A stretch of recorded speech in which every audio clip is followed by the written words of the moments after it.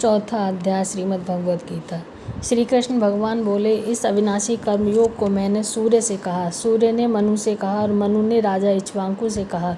हे अर्जुन, इस परंपरा से प्राप्त यह योग सब राजर्षियों ने जाना, परंतु अधिक समय व्यतीत होने से यह लुप्त हो गया। यही प्राचीन योग आज तुमको मैंने बताया है, क्योंकि तुम मेरे भक्त और मित्र हो। यह योग रहस्य अति उत्तम है। अर्जुन कहने लगे, आपका जन्म तो अभी हुआ है और सूर्य का जन्म बहुत पहले हुआ था। मैं कैसे मानूं कि आपने सूर्य को यह योग बताया था। श्री कृष्ण बोले, हे अर्जुन, मेरे और तुम्हारे अनेक जन्म हो चुके हैं, मुझे याद है और तुम भूल गए हो। जन्म से रहित अविनाशी संपूर्ण प्राणियों का स्वामी अपनी प्रकृति में स्थित हूँ, तथापि अपनी माया से जन्मता हूँ। हे भारत, जब जब धर्म की हानि होती है तब और अधर्म का प्राबल्य हो जाता है, तब तब ही मैं जन्म लेता हूँ। साधुओं की रक्षा, पापियों का नाश और धर्म की स्थापना करने के लिए प्रत्येक युग में जन्मता हूँ। जो मेरे इस अलौकिक जन्म और कर्म का तत्व जानता है, वह मृत्यु होने पर फिर जन्म नहीं लेता और तुम में लीन हो जाता है। इस भांति और मुझ में लीन हो जाता है। इस भांति मोह, भय और क्रोध को त्याग कर मुझ में भक्ति करके और मेरी शरणगति से शरणागत हो बहुत से मनुष्य ज्ञान रूपी तप से पवित्र होकर मुझ में मिल गए हैं। जो इस भाव से मेरा पूजन करता है, इसको मैं उसी प्रकार का फल देता हूँ। हे पार्थ, मनुष्य सब प्रकार से मेरे मार्ग को अनुसरण करते हैं, अर्थात वह चाहे जिसकी सेवा करें, वह मेरी ही सेवा है। मनुष्य लोक में कर्म सिद्धि की इच्छा करने वाले देवताओं का पूजन करते हैं, क्योंकि इस लोक में कर्म की सिद्धि शीघ्र होती है। मैंने चारों वर्णों की सृष्टि अपने गुण और कर्म से की है। सृष्टि का कर्ता मैं हूँ, तथापि मुझे अकर्ता अविनाशी जानो।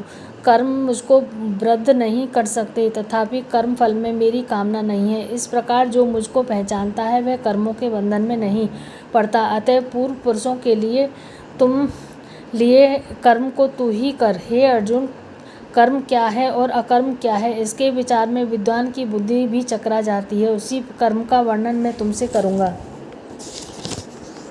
जिसके जानने से संसार के बंधन छूट कर मोक्ष के भागी होंगे। कर्म, विकर्म और अकर्म तीनों का जानना आवश्यक है, क्योंकि कर्म की गति गंभीर है। हे अर्जुन, जो कर्म करने की कोई कामना नहीं रखता है और जिसके समस्त कर्म ज्ञानी रूप अग्नि से भस्म निर्मल हो गए हों, उसको पंडित कहते हैं। जो कर्मफल की आशा छोड़कर करता है और उनमें आसक्ति भी नहीं रखता है और निराश्रय ही संतुष्ट रहता है, ऐसा मनुष्य कर्मों में घिरा रहने पर भी मानो कुछ नहीं करता।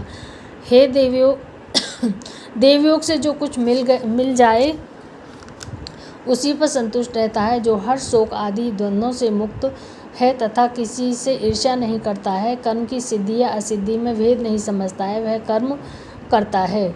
बहुत समय नहीं बनता। जो फल की इच्छा नहीं रखता, वह वासना से दूर हो गया है। मैं ज्ञान में जिसका मन अचल है, जो यज्ञ के कर्म करता है, वे सब कर्म लुप्त हो जाते हैं। हवन करने का पदार्थ भी ब्रह्मा है, आहुति देने वाला भी ब्रह्मा है। इस प्रकार जिसकी बुद्धि में सब कर्म ज्ञान में है, उसको ब्रह्मा प्राप्त होता है। जो कोई कर्मयोगी देवताओं पर पूजा करते हैं और ज्ञान योगी ब्रह्मरूप अग्नि में यज्ञ रूप से हवन कर परमात्मा का भजन करते हैं। कोई ऐसे हैं जो अपनी इंद्रियों को तथा कर्मों को संशय रूप में अग्नि होम देते हैं और कितने भी इंद्रिया रूप अग्नि में इंद्रियों के रूप शब्दादि विषयों को होम देते हैं। कितने ही लोग इंद्रियों के सब कर्मों को और प्राणों के कर्मों को आत्मज्ञान से प्रज्वलित संयम रूप अग्नि में दो देते हैं, क्योंकि जो कोई तो द्रव्य यज्ञ करते हैं, कोई तप यज्ञ, कोई योग यज्ञ, कोई स्वाध्याय, कोई ज्ञान रूपी यज्ञ करते हैं। कोई प्राणायाम और तत्पर रहने वाले योगी प्राण और अपमान वायु में प्राण को रोकते हैं और प्राणवायु में अपमान वायु का लय करते हैं। कोई आहार और निरंतर कम करके प्राण को होमते हैं। वे यज्ञवेता हैं और यज्ञ ही से इनके सब पाप नाश हो जाते हैं। जो यज्ञ में बचे हुए अमृत रूप अन्न को खाते हैं, वे सनातन ब्रह्मा को प्राप्त होते हैं। हे अर्जुन, जो यज्ञ नहीं करते, उनको यह लोक और परलोक दोनों ही नहीं है। इस प्रकार वे बहुत से यज्ञ वेद में विस्तार सहित वर्णित हैं। इन सबको कर्म से उत्पन्न हुए जानो। हे परंतप द्रव्य में यज्ञ से ज्ञान यज्ञ उत्तम है। हे पार्थ, फल सहित सब कर्म ज्ञान में समाप्त हो जाते हैं, सो उस ज्ञान यज्ञ का तत्वदर्शी और ज्ञानी लोग उसको उपदेश देते हैं। इसलिए तुम उनकी सेवा करना, उनको विनय पूर्वक प्रसन्न करके ज्ञान यज्ञ जानना। इस ज्ञान का लाभ प्राप्त करके तुमको ऐसा मोह नहीं होगा। इसी ज्ञान से समस्त प्राणियों को तुम अपने और मुझ में देखोगे। यदि सब प्राणियों से अधिक पाप करने वाले हो तो ज्ञान रूपी नौका से ही सब पाप रूपी समुद्र को पार कर जाओगे। हे अर्जुन, जिस प्रकार प्रज्वलित अग्नि लकड़ी को जलाकर भस्म कर देती है, वैसे ही ज्ञान रूपी अग्नि सब कर्मों को भस्म कर डालती है। इस लोक में ज्ञान के समान पवित्र और कुछ नहीं है। यह ब्रह्मा बहुत काल पर्यंत कर्म योग से सिद्ध हुए पुरुषों को अपने आप ही प्राप्त होता है। जो श्रद्धावान पुरुष इंद्रियों को जीतकर ब्रह्म ज्ञान में लगा रहता है, वह ज्ञान को प्राप्त करता है और ज्ञान को पाकर अल्प समय में शांति को पा जाता है। अज्ञानी श्रद्धा रहित जिनके मन में संदेह है, ऐसे जो पुरुष हैं वह नष्ट हो जाते हैं। जिनके मन में संदेह रहता है उनको यह लोक परलोक और सुख कुछ भी प्राप्त नहीं होता है। जिसने परमेश्वर ध्यान और निष्काम कर्म योग के आश्रय से कर्म बंधन त्याग दिए हैं, वे अर्जुन उस आत्मज्ञानी पुरुष को कर्म नहीं बांधते हैं। तत्वज्ञान अतएव अज्ञान से उत्पन्न हुए चित्त के इस संशय को ज्ञान रूपी तलवार से काटकर मेरे बताए हुए कर्मयोग को करने के लिए प्रस्तुत हो जाओ। चौथा अध्याय संपूर्ण। श्रीमद्भगवद्गीता। जय हो माता।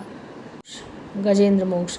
नाथ कैसे गज को बंद चुड़ायो, ये अचरज मोहि आयो। गज और ग्राह लड़त जल भीतर लड़त लड़त गज हार्यो। जो भर सूड़ रही जल ऊपर, तब हरि नाम पुकारो। नाथ कैसे गज को फंद छुड़ायो, ये अचरज मोहि आयो। सबरी के बेर सुदाम के तंदुल, रुचि रुचि भोग लगायो। दुर्योधन की मेवा त्यागी, साग विदुर घर खाए। नाथ कैसे गज को फंद छुड़ायो, यह अचरज मोहि आयो। नाथ कैसे गज को फंद